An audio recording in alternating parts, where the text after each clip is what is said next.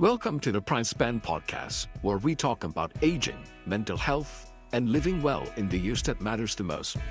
Each week, we cut through the noise to focus on what actually helps you feel clearer, steadier, and more in control as you age. If you're navigating the second half of life or thinking ahead, you're in the right place. Let's get into it. What if the deadliest risk to your health isn't smoking, poor diet, or skipping the gym? What if it's loneliness and isolation? Studies show that chronic disconnection can be more harmful than smoking 15 cigarettes a day. Welcome back to the PrimeSpan Podcast. I'm Adam, your host and navigator on this journey. This is where science meets lifestyle, so you can live better and longer. Together with me, we have our co-founders. Today, we have Allyson, Jessica, and Kassandra. I have a confession to make before we start this, before I ask everybody a question. You know, for the longest time, I'm an avid exercise person, and has always been a cornerstone. Exercise has always been a cornerstone of my health. But I've come to I've always let go of one important aspect, which is our main topic today. I've let go of a huge topic, or a huge avenue, which is the topic today, which is creating a lot of friendships. So the topic today is what would friendship outrank fitness when it comes to healthspan? Team, I have a question for everybody, and I'd just like to ask a quick round robin answer from all of you. When you hear the word loneliness and isolation, what comes to mind, and what does connection means to you? This is a good question, Adam. When I hear the word loneliness, I think of it's a scary thought. It brings about a little bit of fear.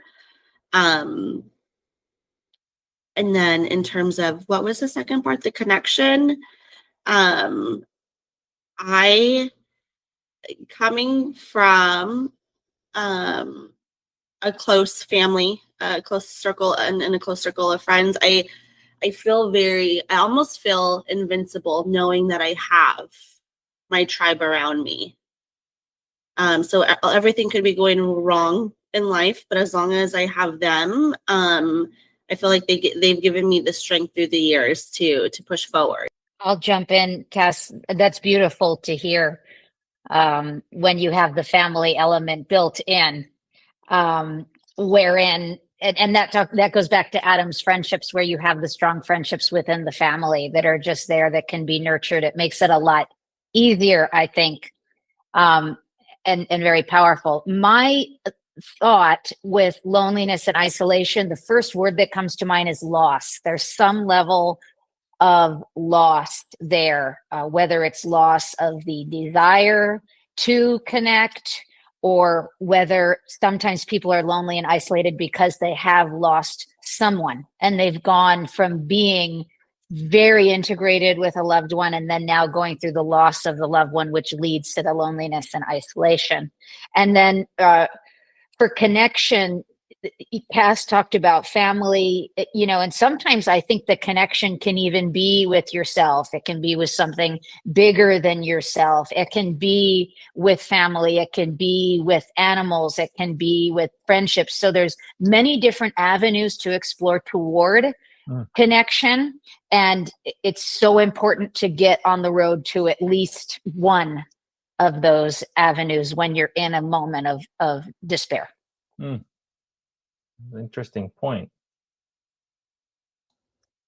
I had a couple of thoughts with loneliness and isolation. My first immediate thought was about the COVID pandemic and how people were forced to be socially isolated. And it just gave me a different view now on how we view isolation. I can reflect back on being essential workers, and we didn't lose that connection. We went to work, we had to be with people, and I had family and friends that, you know, they were forced to stay at home and work, and then they lost that connection and they discovered a new way of life, and they didn't really go back. But we haven't stopped, you know. So that was an interesting change, I think, a shift in the world and in the way that people connect. But personally, Jess, you were talking about losing a loved one. I just think about my grandma. When I was younger, we took care of my grandma. And my grandma, when she lost her husband, my grandpa, he passed when I was a lot younger and I didn't really get to know him. But once he passed away, she didn't really have a will to go on. She just kind of like gave up. And she didn't really go out and do anything. Luckily, we were around her, but she just didn't really have a spice for life. And then also kind of talking about people who are, you know, passing on. I this thought came to my head is people don't want to die alone. Some people say that too. But yeah, those were the first things that kind of come to my mind. Very interesting point. I have a follow-up. Just something suddenly came to my mind, and can you be isolated, or can you still feel isolated even if you're within a crowd?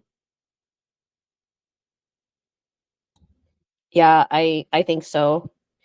I think people can feel alone in their thoughts and in their situations.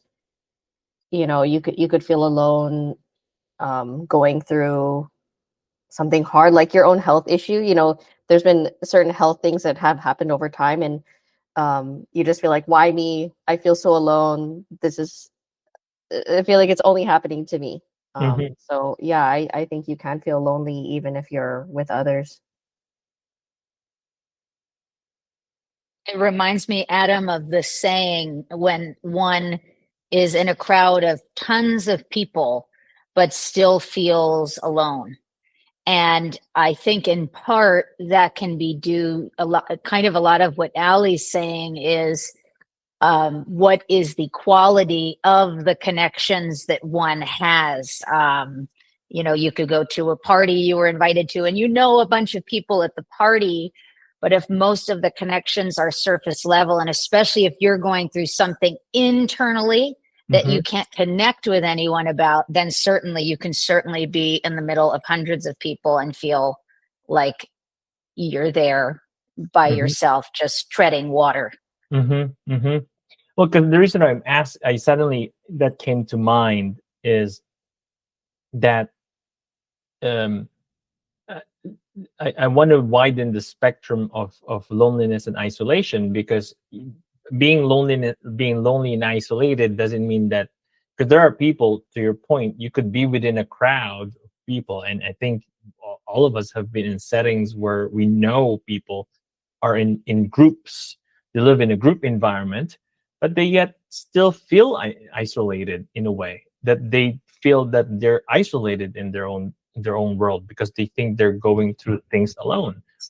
And Allyson brought up this idea of COVID. I thought during COVID we were a pariah because everybody was working at home, and then we're like, we have to go out and not work at home, and that was a different isolation while everybody was doing something different. And this is a it can go either way. It can apply in every situation, and that's what I'm trying to share. And what I'm trying to tease everybody here really is, when you think about friendships, connections, as I was listening to all of you, it's almost like it's what keeps your spirit alive. It's what keeps everyone. It almost has this powerful sense of it feeds your soul, because Cassandra mentioned the term tribe. There's that powerful magnet when you're around the people that that have your back. And I think, I'll use our circle for example. When all of us, PrimeSpan founder, are together, or even connecting, even when we're far away, you don't feel the isolation, and then because you're connected on something. I have a short story, since we're talking, because this is something that I'd like to just. This you might all relate with. I had and you might have something similar with this. And for our listeners, they may know someone like this. I had a friend back in the days that, a long time. She was a long time friend, and always active in the community, always volunteered, and always surrounded herself with many people. And then this is actually, I've seen this common happened in our platform. Then she moved to a different state to move and follow her family. Then suddenly, so she got disconnected with all of her meaningful connection, and suddenly she got disconnected with everything, every relationship that mattered to her. Within months, I could see the spiral of thoughts or I can sense the spiral of thoughts of withdrawal, or just poor health and everything, when it comes to, just because of isolation, plus the place that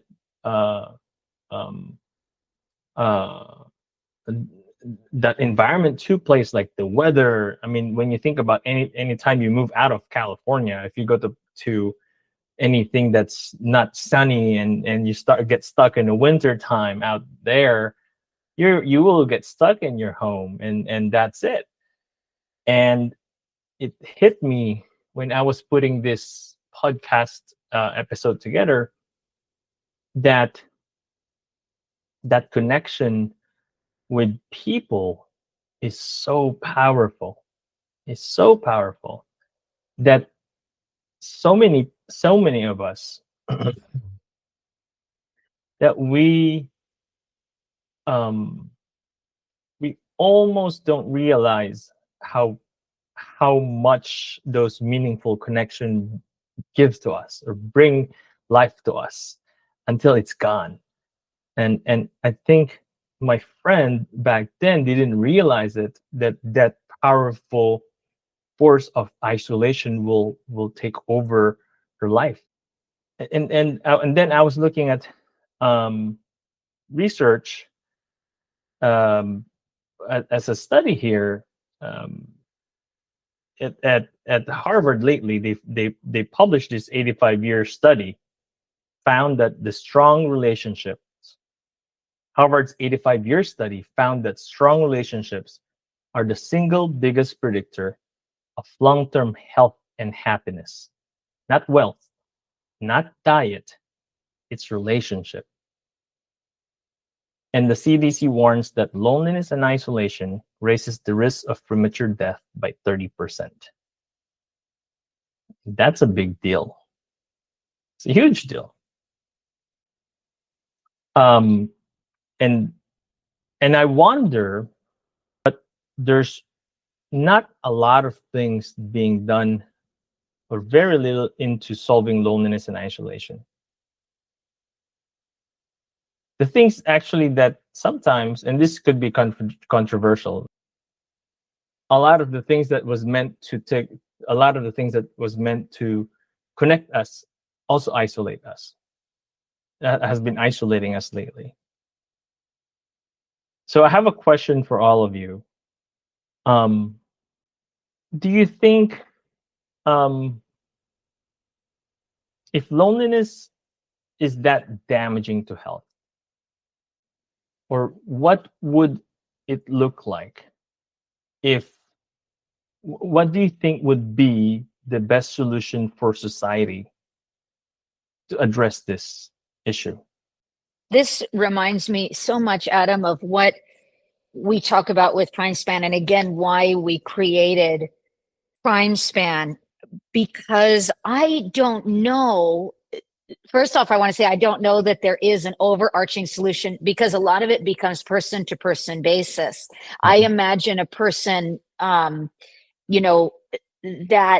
is 65, let's say, and does not have a tribe around them. How difficult it must be, like what Cass talked about it with movement. Like, oh my gosh, I haven't moved in 60 days. How am I supposed to start? And I feel that it would be easier to get up on day 61 and take a walk for 5-10 minutes than it would be on day 61 after being isolated for 60 plus days, whatever it may be, to go and put oneself out there. At, especially in the PrimeSpan member community, again, we're helping people over 55. Man, I just think to myself, it must be terrifying to realize I don't have connection, and to be vulnerable enough to put myself out there and extend my hand and try to make a connection. Maybe I'm going to the gym and I see some of the same people, but it takes so much to walk up and say, hi, I'm Jessica. I've seen you around here. I admire your dedication to working out. It's so scary, especially when you've been isolated for a long time. I think it's because you're out of I'm generalizing this. You're out of practice of having to put yourself out there at that age, right? When you're young, you're in, school age years, you are getting practice at being social, meeting new people. College, and then the workforce. Again, you're meeting new people. You're being put into environments where you're naturally going to make connections, and you're not having to put forth a lot of effort. And then as you continue to age, you have these, or you think you have, these relationships that are, deeply rooted. And then as people, have, maybe your circle gets smaller, you move away, you've had, partners pass away. I can't even imagine. I'm sure it's hard to take that step. Like exactly what you're saying, Jessica. It's so much easier to get up and go walking at that point than to go and be vulnerable in a social setting. And again, most people are going to be open, to you saying hello or introducing yourself. It's just, we handicap ourselves, in that way. It's our own fear that's holding us back from that. Growing up I was in one school from kindergarten to 12th grade. So going into college, that was hard for me to make friends. I had to step out of my bubble to do that. So I could, at later in life, again, going back to the PrimeSpan, I think it's a beautiful opportunity for people to not have to feel that fear as great as they would if they didn't have something like PrimeSpan to look to. Do you think there are myths about friendships and aging that's attached to being old?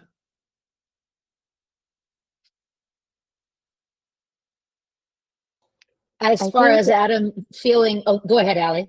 Oh, go ahead. You go ahead.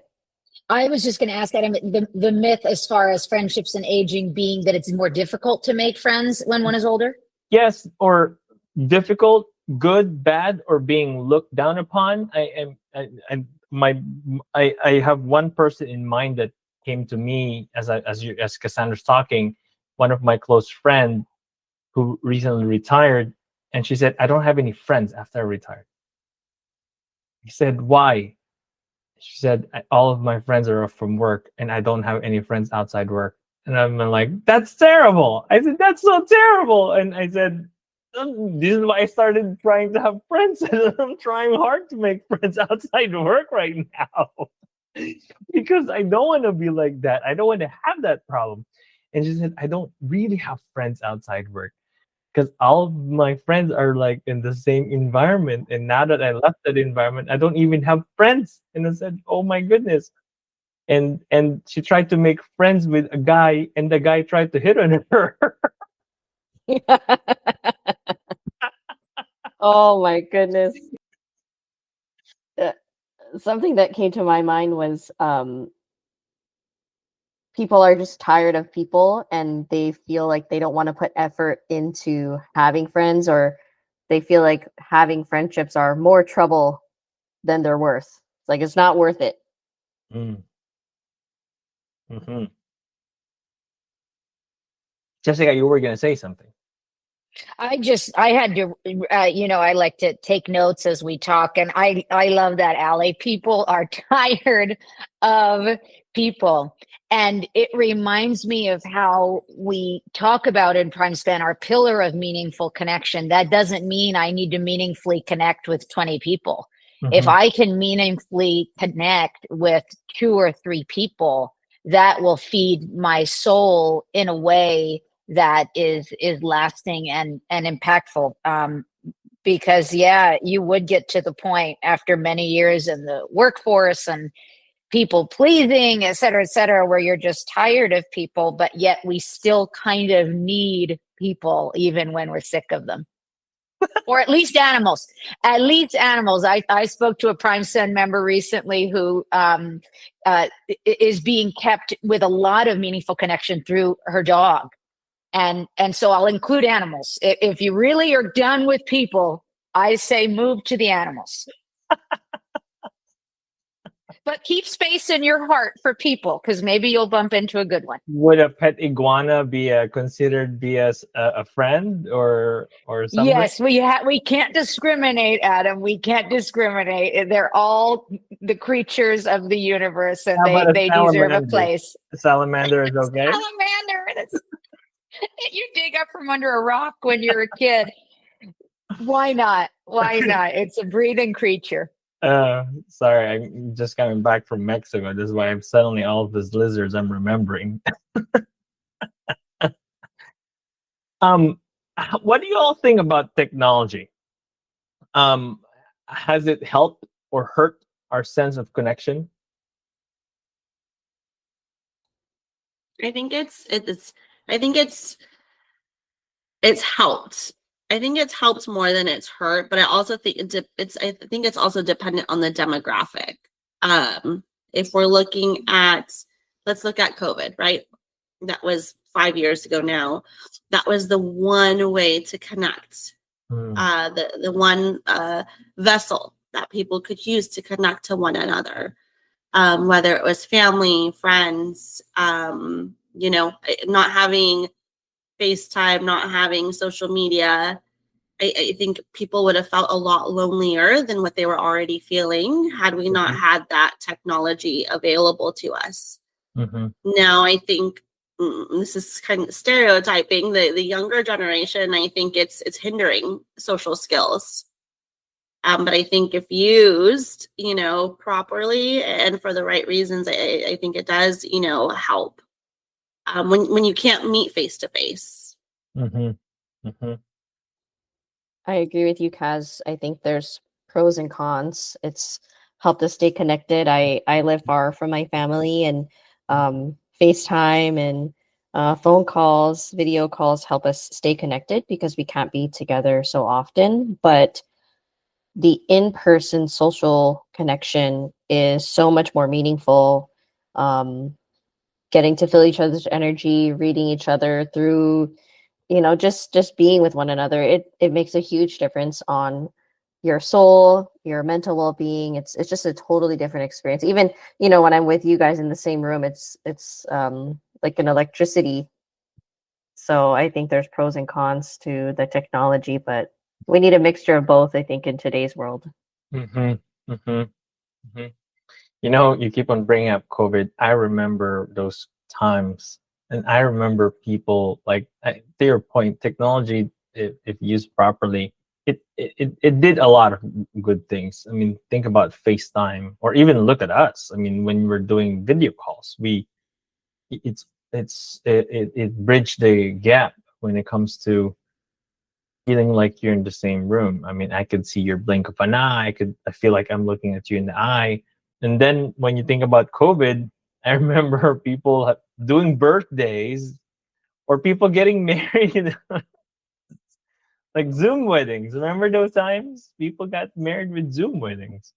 Yeah, it's how grandparents are meeting their grandbabies, and being able to see them. And unfortunately, too, during that time, you couldn't be in the hospital. So if someone was sick, that's all you had to rely on was FaceTime to be able to see them. Yeah. Too. Yeah. So technology. I'm going to ask you both, all of you, a practical question. And this is not gonna end our friendship, I promise. Whatever your answers. You cannot say pass, okay?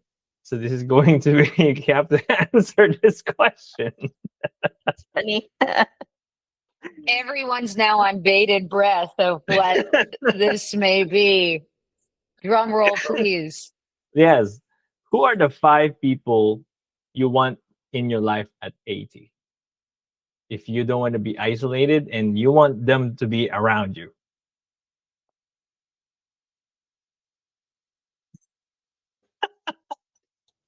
I'm going to be in trouble with this one, Adam. Yeah. Well, I'm not going to get hurt if you don't say anybody in the PrimeSpan. I'm not worried about you. I'm worried about family. I'm worried about family. I have more than 5 people. I think we could make an internal list. We'll ask the listeners too to make their own internal list. Yeah. Oh, It's nice. like the first okay. 5 people that pop in your head. If you can make a list, that is excellent. And Okay. And remember, it's meaningful. So you could have 5 meaningful, but you could have 20 meaningful. And we wouldn't want to take any meaning away, Adam. This is PrimeSpan. Kassandra's about to answer. She's not playing the fifth here. Kassandra. Well, yeah, I mean, I'm trying to play by the rules right now. Okay, so if I'm 80, yes. I'm assuming my mom is passed on by this time, so that naturally takes her off. So I'm not in trouble with her at this point. Yes. I have 4 siblings. I'm sorry, 3 siblings. So naturally, the 3 of them. 1, 2, 3, and then my husband, whoever that would be, and then my 2 best friends were all around the same age, and I can't pick one over the other. I would have to pick. I mean, if I had a child, then the 5th would have to go to that firstborn child, whoever it is. Great answer. The others are cut. Great answer, Kassandra. Now, Allyson, you have to answer. Kassandra played the game. Oh my god! And we're going to tell the 6th person it's Adam Dimacali, CEO of PrimeSpan, that eliminated you. It wasn't me. It was Adam. I have to lighten up the topic a little bit because we were going on an isolated conversation. So I have to lighten this up a little bit. Wow, this is a hard question. So when I just said, okay, think of the first 5 people that popped in your head. My best friend from 4th grade. Okay, hopefully my partner, my spouse, my sister, and I want to be around people who are fun. And so I have 2 of my other friends that I would want to be with, the life of the party people. Those are the first 5 that came in my head. Okay. Got it. You still kind of went around it by not saying who those 2 are. Well played, Allie. Well played. I can picture them in my head. All right, Jess. I guess it has to be me. So 1 would be my husband, Sean. 1 would be then my brother. Unfortunately, the realization, like Cass pointed out, at 80, we probably don't have, we're saved from choosing our parents or parent at that point. And then would be, oh my gosh, probably a couple other members of my family. My cousin Liam is a hoot. I've brought him up to you guys before, a real hoot, but also just a true intellectual. Let's see. And then I would probably say if I have a child at that point, that'll be my fourth. And then I have one more spot to the highest bidder. Who will that be? Who will that be? Who will that be? Would probably be, I don't know. I'll give it, I'll be the one that'll be the suck up on the call. And Adam Dimacali, There you go. There you go. oh, of PrimeSpan will take the fifth slot. Okay, it's your turn, Adam. Your turn. We're gonna turn the question to you. Right. You are. And now Adam has to pick me, you guys. He has to return the favor. You're well correct. You have to. I have to. Okay, so since mine will be, of course, my wife Shiva. I'm planning to have 2 kids, so that's gonna be that means that's 2 off the list, 3 people off the list. I have 2 slots remaining. Jessica gave me 1 slot, so I'm gonna give her 1. But Adam, I don't want to bump anybody really, really important, but I'll take the slot if it's open. Yes, I'm gonna return the favor. I'm generous that way. You're loyal to me, I'll give you the loyalty. And so, and then the next one is, I would say I have an affinity to my youngest brother. I really love that. I really love that that boy for like since growing up. I've always loved him like dearly. Growing up, I don't know. He was like a little child to me when I was growing up. When I was in back home or back in the old country, and I would say I would want him to be around because there was this there's this gap in my memory. And then I visited after 10 years. And then he was like close to an adult. And I felt like there was this gap in my life that I could never turn back. And I want to fulfill that. I want to hang out with him. And every time I come back and visit, I have this emotion, this feeling that I just want to spend time with him. And so he was one of my favorite growing up. And so I would want him to be around me at 80. So sorry guys, I have to pick Jessica and the team. Yeah. We forgive you. We forgive you. And a beautiful sentiment about your brother. A beautiful sentiment. And that's good. Cass and Ellie have forgiving hearts. Good. We have different tiers, we can boot someone up or down. Right. Subs. We have to have alternates. Yes. I think, Adam, you're talking about your brother, and I think that people make different connections to different stages of life. And I think that's pretty true of others, that they connect with their siblings or other people in their family through different stages or going through hardships. I think that's really meaningful. I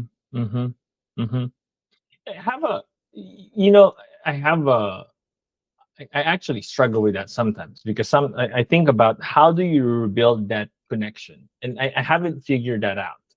And I want to ask you guys, how do you rebuild those type of relationships, if ever? Because that is the same question I've asked earlier.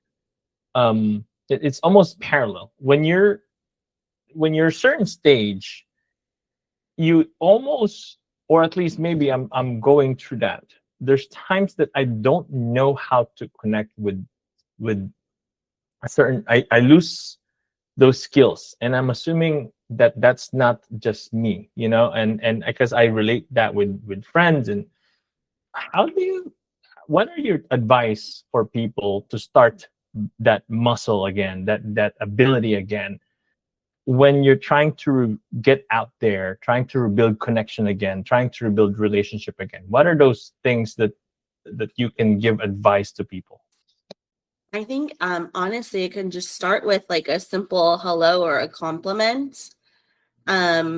In one of a different industry that I worked in, at times it was hard for me to connect with some of our customers. And so I would, if I knew a certain, so this was when I was working in printing, and if I knew this certain art designer was coming in, I'd wear like whatever was my most flashiest, outlandish attire to work that day, so it could spark some kind of conversation. And oftentimes, I found that to be helpful. So I think, just simply saying hello, complimenting a person, especially if you're going to like if you're going to run into this person, frequently, maybe you're going to the same coffee shop or gym.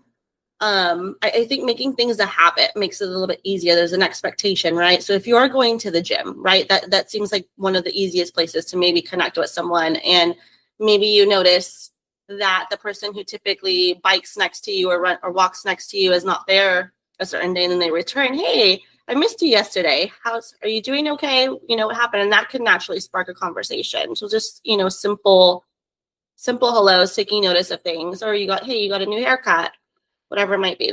That's like my kind of go-to. Mm-hmm. I love that, Cass. And Adam, I just had an idea, and it reminds me of the pillar of meaningful connection, but also the cognitive vitality. And that would be the mindfulness of, if someone crosses your mind, this could be someone that you haven't spoken to maybe in a couple of years, but there was a connection there at one point, is to be mindful of the person has come to my mind for whatever reason and reach out. Instead of what I do oftentimes is I'll think of someone and think, I wonder how they're doing. But I won't make then the next effort, which is ask.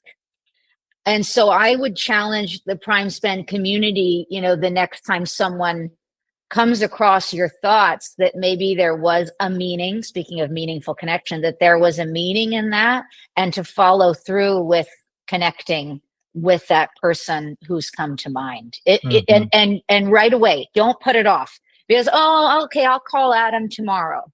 But then tomorrow comes with all kinds of other things, and then I never get to my call to Adam. Is if you have the time in the moment, take the moment the person's come to your mind, and exactly what Cass just said, say hello, reach out. Jess, you actually reminded me, there's this successful entrepreneur that I follow, and what he does every day, he has a list of 5 people that he reaches out to, whether it's a text or a phone call. And every single day, that is very good. He rotates to maintain those relationships and those friendships. That's so maybe it's not 5. Maybe it's not 5 for people. Maybe it's 3. Maybe it's 2. But you have this rotating list where you're rotating and reaching out to people. At least start with something. Start with something, right? I think that Adam, you kind of brought up social media or like Facebook before, and I think now with social media, we think that we're staying connected with people because we follow them, we see their life, and we think we can stay connected that way, or we just follow what people are up to. Something that I've done to stay connected with friends is you have to schedule it. You have to schedule it far out in advance, because everyone's lives are busy, and it's like, okay, are you all available at 5 p.m. on this Saturday, or making that dinner reservation and really trying to stick to it. It takes a conscious effort, but when you can have that in-person connection, it just means so much. I think also doing a shared activity together, like you said, working out, or is it that you're doing a class together, cooking activity, whatever it could be, that you're doing something together, versus just a normal routine, doing something fun or learning something new, something out of the ordinary. As you're all talking about the gym, that's how Rafi and I started becoming friends, we started I think well, not I think we started working out, and we just started just becoming really good friends because of a shared interests, and then shared struggle when you're working out, and then just you develop this but you have to step out and be open in meeting people, and be open to the world and doing that, to everyone's point. And then one step led to another, and just opened the world to better relationships, and but you have to do it, to your point. I think there's a lot of opportunities for that. So whether it's not the gym, maybe it's church, maybe it's going to there's a lot of larger cities have like sport, like intramural sports, for various ages too, or the parks where they have different group classes. So I think there's a lot of opportunity, but like you said, Adam, it's taking that step out and immersing yourself into that environment. And this is also why we built PrimeSpan, to Jessica and everyone's point here so far. Our mission is to provide that platform for people. It's to create that meaningful connection. The platform, our community hub, our meetups, once we start doing the in-person meetups, but our monthly meetings, our in-person meetups, the retreats that we're about to put together, all of it is meant for people to connect and discover friendship, and connect with similar minds, because we know that creating meaningful connection is so important. And I'm hoping that our listeners are picking up some takeaways here, when it comes to loneliness and isolations are deadlier than a lot of the vices like smoking or bad diet. That friendship is one of the most powerful health span habit that they could put together, build around their lifestyle, so then it could increase their health span. And when you think about connection, it's free and it's available anytime when you think about it. But you have to do something about it. It's free. It's we talked about this one time, that what is something you can do to increase your health span. This has a compounding interest. I wonder with the sort of call to action we're putting out, and I'm sure some people are aware of some of these statistics to begin with, but that it might encourage people, the PrimeSpan community, to take the first step and wade through that difficult water and just try, like anything else in our courses, we talk a lot about, and we've mentioned habit formation. Cass mentioned that entrepreneur who keeps the running list of who it is. I would encourage, to have the idea of I'm doing one thing today for meaningful connection. And today I'm talking to my friend that I used to be really good friends with, but the way life goes, I haven't talked to them as frequently in about a year. Let me reach out and see how they're doing, and then tomorrow I'll challenge myself to introduce myself to that person I'm always seeing at the coffee shop, and see what their story is and what we may have in common. Again, easier said than done, but it's just about taking the leap of the first step and trusting you'll take the leap and the net will appear. The connection. Yeah, it's those small steps. And going back to PrimeSpan, we have a course within our small steps, big wins, that is focused on community and connection, and explains thoroughly how community and connection impacts your overall health. And then also, what does it do? How can it hurt you? And then the final piece talks about opportunities and kind of gives you pointers on how to build those connections and where to go. So I really encourage all of our listeners to take advantage of that course and learn, because again, that's within your control and it doesn't cost anything. Since In addition, go ahead. sorry. Go ahead. In addition to the course, when we're talking about resources that we're providing at PrimeSpan, we have our lifestyle trackers now. That it's the printable version, something that you can see. And looking at it now, I'm planning to use these at the start of the month. We're about to begin a new month, and looking at it and seeing and writing down who did I connect with today and how was what was my connection. If I were to jot that down and write down who I connected with and I didn't meet anyone this week, I said, oh my gosh, evaluating your weekend, reflecting on it. So I encourage everybody to use the lifestyle trackers we have to just make those notes. Having that person you said, Kaz, makes a list of 5 people, but this is somewhere that anyone can start with our downloadable, printable trackers. And I like that challenge. They're fabulous, and they need to be downloaded immediately by anyone listening. Jessica, can you share how can people join PrimeSpan, and also remind people that we're probably ending our specials or our trials? Can you share how can people join? Yes, thanks, Adam. Thanks, everybody. I love this part where I get to talk about PrimeSpan and how people could join. So there's 2 ways to access PrimeSpan. The first is if you're a person who's very much into your mobile device, your iPhone, your Android, is you can get the PrimeSpan app. And people love apps. If you're an app person, I really encourage you to download the app. And join us.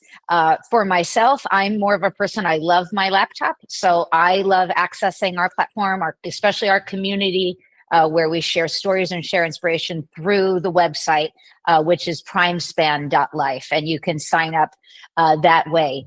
We just recently we wanted to give our community a chance to truly experience what it is we offer, because we are a mission-based company. And so for the last couple of months, we were offering a 60-day trial of the community, and that was a no obligation trial.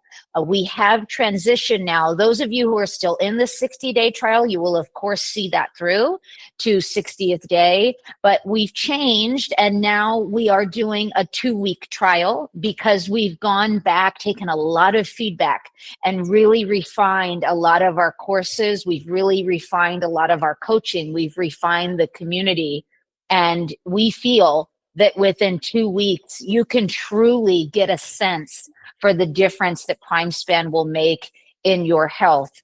And then hopefully in 2 weeks, then after the trial, you'll take the leap, as I just mentioned, take the leap and join us as a member and have access to all those lifestyle trackers, the health trackers, the courses, the coaching, the beautiful community where you'll be able to meet like-minded people.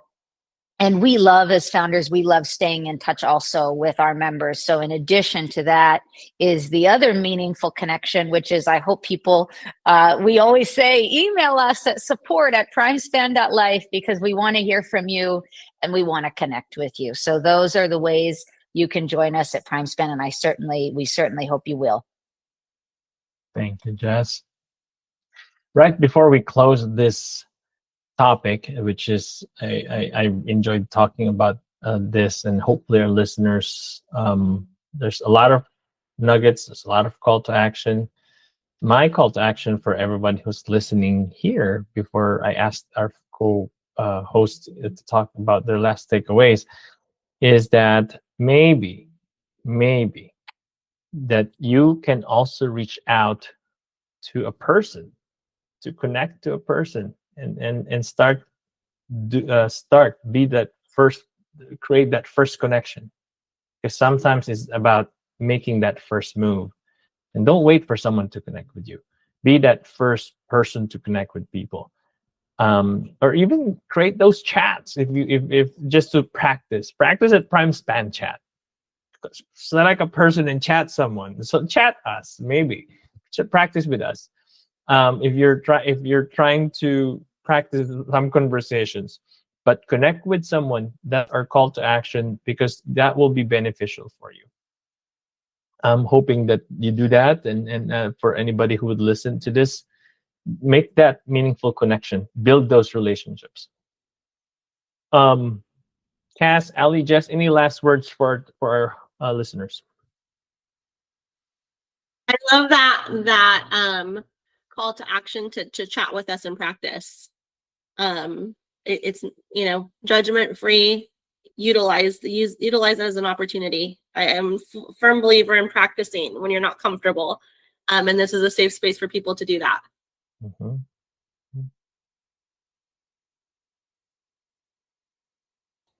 I also want to say to Adam, it made me think about who I'm gonna reach out to next. Who am I gonna and contact? I'm glad Allie's reaching. I like how Adam said, they haven't reached out to me, so I'm not going to reach out to them. We need to put a pin in that. And so, Allie, I encourage you and all of us, the whole community, be the one to reach out. Don't make the excuse, well, I haven't heard from so-and-so in so long, and I guess they don't want to talk to me. That may or may not be true. That person may be struggling with meaningful connection, and you could make all the difference, not only for yourself, but to somebody else, to be the one that reaches out. Allie, make your list. I'll make my list and report back. That 5 list will increase. 80 years old. Jess, you were going to say before we end? No, that was what I wanted to say. I've said it all. And my last thing will be go to primespan.life. It's a beautiful website. And the other thing I wanted to mention was there's a lot of enhancements now in our courses. I really want to mention this. So we've transformed it for those of you who want to read and you take in information by reading, great. But maybe you're someone who's on the run or someone who takes in information auditorily. Guess what? We now have that where you can listen to our courses and interact with the courses through quizzes, through videos. There's a lot that we've upgraded. And so please check it out. I really encourage you all to take, if you haven't jumped on the 60-day trial, which is now finished, please jump on that 2-week trial and see the difference it will make. Well, you're in that topic. And before I close this, we're also about to release micro courses, which are very specific topics that we've gathered from our consumers. And these are beautifully done courses with videos, audios, with downloadable PDFs, that tools that you can use to enrich your life. And you could put things into action right away. It will be available soon. Probably once this episode is published, a couple of days later, it's probably going to be one of the first course is going to be published sooner. And so keep an eye on that for anybody who's listening. If you're a member, you will gain access to that too. We are going to close this episode and just want to remind everybody that longevity isn't about adding years to your life. It's always about adding life to your years. Until next time, keep living better and longer. Bye for now. Thank you for spending time with us. If today's conversation gave you clarity or steadiness, take that with you. We release new episodes weekly. Follow the PrimeSpan Podcast on Apple Podcasts so you don't miss what's next. Until next time, take care of yourself and keep living well.